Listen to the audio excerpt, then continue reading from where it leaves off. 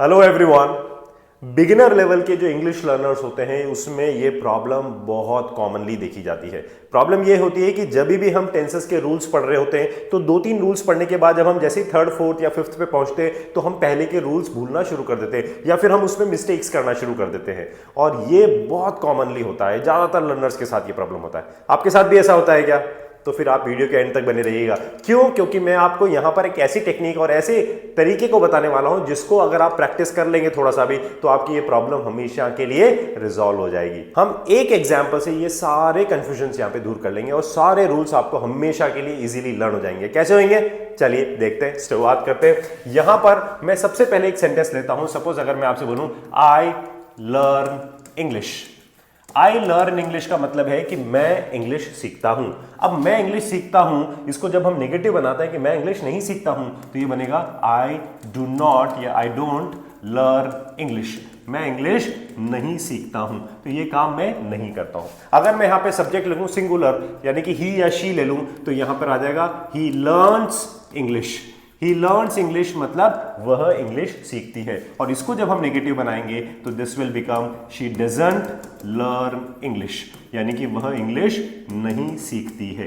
देखिए यहां पे अगर ये सिंगुलर सब्जेक्ट होता है तो यहां पे एस आ जाता है। जब हम इस तरह से प्रैक्टिस करते हैं ना, जिस तरह का मैं आपको बता रहा हूं, नेक्स्ट टाइम से आपके अपने आप से ही और शी के साथ हमेशा एस आपका लग ही जाएगा। जैसे ही प्लेज क्रिकेट, वह क्रिकेट खेलता है। ही अटेंड्स क्लास, वह क्लास अटेंड करता है। तो कोई भी काम जब होगा इस तरह का तो वहां पे ही और शी के साथ एस लग जाएगा। सिमिलरली अगर मैं आपसे बोलूंगा I learned English. I learn English का मतलब हो गया मैंने इंग्लिश सीख ली। आई लर्न इंग्लिश, मैंने इंग्लिश सीख ली। इसको जब हम नेगेटिव बनाएंगे तो यहां पे आ जाएगा आई डिडंट लर्न इंग्लिश। यहां पे डिडंट के साथ वर्ब की फर्स्ट फॉर्म आ जाएगी। क्यों आ जाएगी? क्योंकि डिड खुद सेकंड फॉर्म होता है तो डिड के साथ हमेशा फर्स्ट फॉर्म आती है। तो आई डिडंट लर्न इंग्लिश, मैंने इंग्लिश नहीं सीखी। Then I will learn English. I will learn English का मतलब हो गया मैं इंग्लिश सीखूंगा भाई। आई विल लर्न इंग्लिश, मैं इंग्लिश सीखूंगा।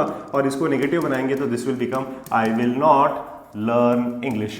मैं इंग्लिश नहीं सीखूंगा। I will not learn English. इस विल नॉट को हम क्या लिख सकते हैं? वॉन्ट। हम इसको ऐसे बोल सकते हैं आई वॉन्ट लर्न इंग्लिश, मैं इंग्लिश नहीं सीखूंगा।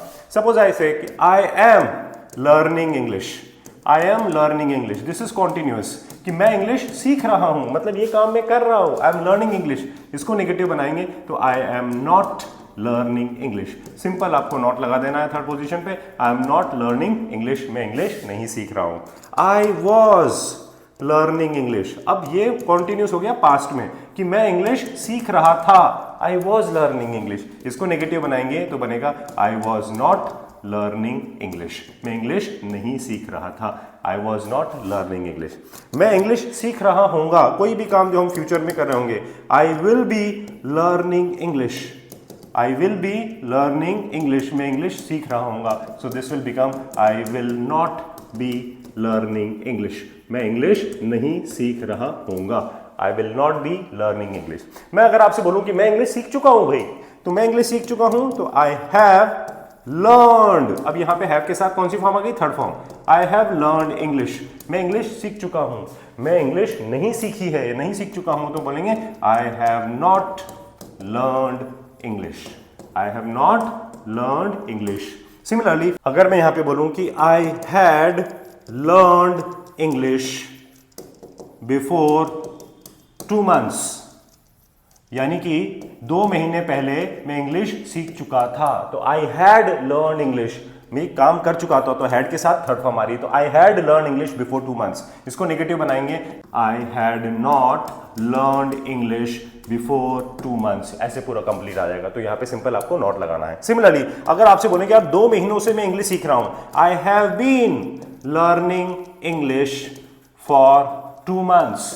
आई have been learning English for 2 months, मैं 2 महीनों से इंग्लिश सीख रहा हूं। मतलब ये काम आपने कब शुरू किया? 2 महीने पहले किया और अभी तक आप ये कर रहे हो। तो I have been learning English for 2 months और इसको नेगेटिव बनाएंगे तो बनेगा I have not been learning English for 2 months, यानी कि मैं 2 महीने से इंग्लिश नहीं सीख रहा हूं।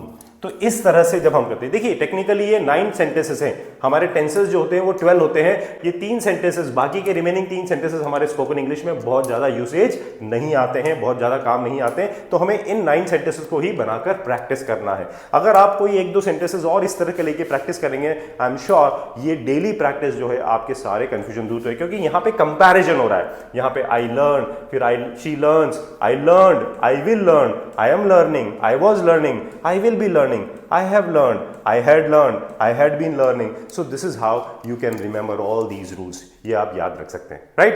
अब मैं आपकी बात करता हूं कि हम मॉडल वर्ब्स को भी किस तरह से सेम एक सेंटेंस लेके सारे मॉडल वर्ब्स को भी हम लर्न कर सकते हैं। जैसे सपोज अगर मैं आपसे बोलूंगा I can learn English, I can learn English मतलब मैं इंग्लिश सीख सकता हूं, ये मेरी एबिलिटी है। इफ आई से नेगेटिव तो this will become I can't learn English, मतलब I can not learn English, मैं इंग्लिश नहीं सीख सकता हूं।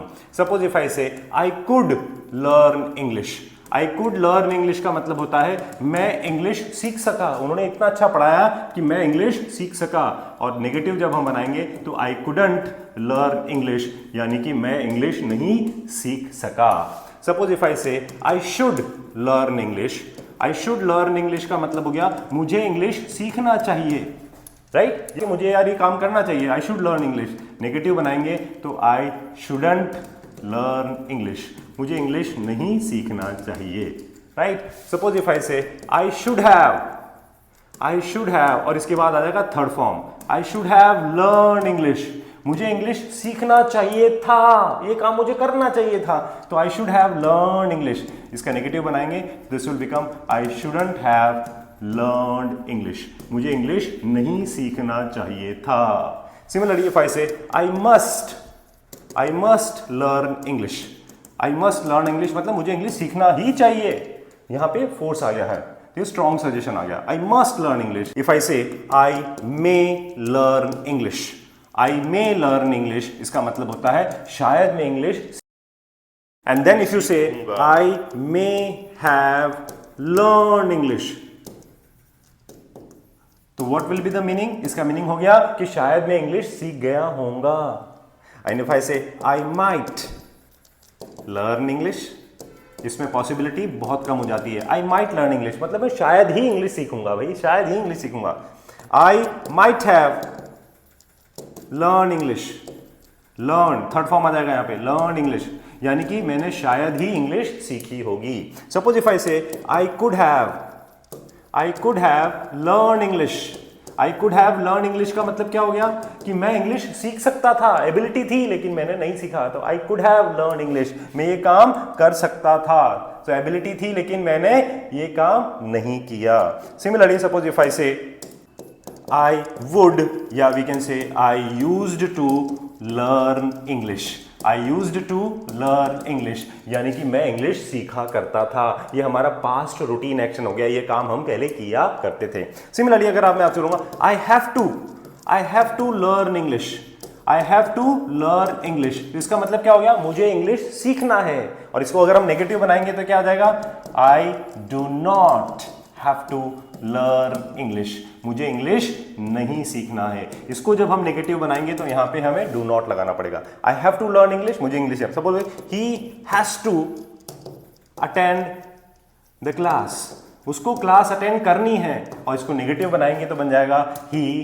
Doesn't have to attend the class, उसको क्लास अटेंड नहीं करनी है, he doesn't have to attend the class. तो कोई भी काम जो आपको करना है या नहीं करना है तो उसमें डू नॉट और डज नॉट हम लगाते हैं। तो माय डियर फ्रेंड्स, आपको इसी तरह से सेंटेंस लेके आपको प्रैक्टिस करनी है। I give you another example, मैं आपको एक और एग्जांपल बताता हूं। जैसे I make notes, I make notes का मतलब हो गया मैं नोट्स बनाता हूं, तो इसको नेगेटिव बनाएंगे तो क्या बन जाएगा, आई डोंट मेक नोट्स, मैं नोट्स नहीं बनाता हूं, राइट।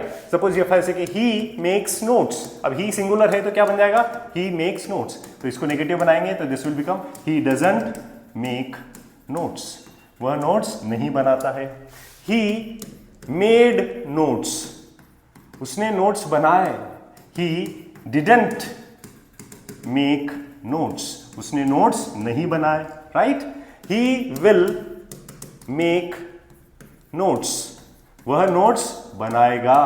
या हम बोल सकते हैं he will not make notes, वह नोट्स नहीं बनाएगा। ही वॉज मेकिंग नोट्स, वह नोट्स बना रहा था। ही वॉज मेकिंग नोट्स, तो he was not making notes, वह नोट्स नहीं बना रहा था। Similarly he is making notes, वह नोट्स बना रहा है, तो इसको नेगेटिव बनाएंगे तो सिंपल ऐसा he is not making notes. He will be making notes, future continuous हो गया, he will be making notes, यानी कि वह नोट्स बना रहा होगा, तो बन जाएगा he will not be making notes, वैसे के वैसे पूरा सेंटेंस आ जाएगा, he will not be making.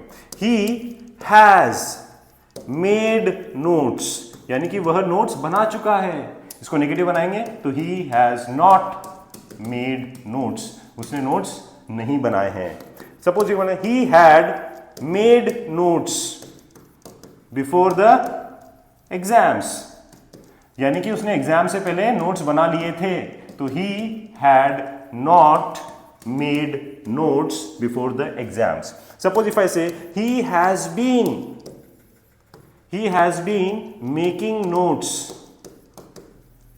For 2 months, वो 2 महीने से नोट्स बना रहा है, या he has not been making notes for 2 months। So this is how you have to practice my dear friends. इसी तरह से आपको सेंटेंस को लेके प्रैक्टिस करनी है, और अगर आपने ये प्रैक्टिस कपल ऑफ टाइम्स मतलब कुछ बार कर ली, आई एम श्योर कि ये सारा कंफ्यूजन आपका दूर हो जाएगा। है ना सिंपल सी ट्रिक, आप इसको कीजिएगा। अगर आपको ये वीडियो अच्छा लगा हो तो कमेंट्स में जरूर लिखिएगा आई लाइक द वीडियो, और मैं आपके लिए इसी तरह से अच्छे छोटे छोटे कॉन्सेप्ट्स जो है आपके जो प्रॉब्लम क्रिएट करते हैं वो सारे कॉन्सेप्ट्स आपके क्लियर करते रहेंगे। तो my dear friends, keep learning, keep practicing and keep shining.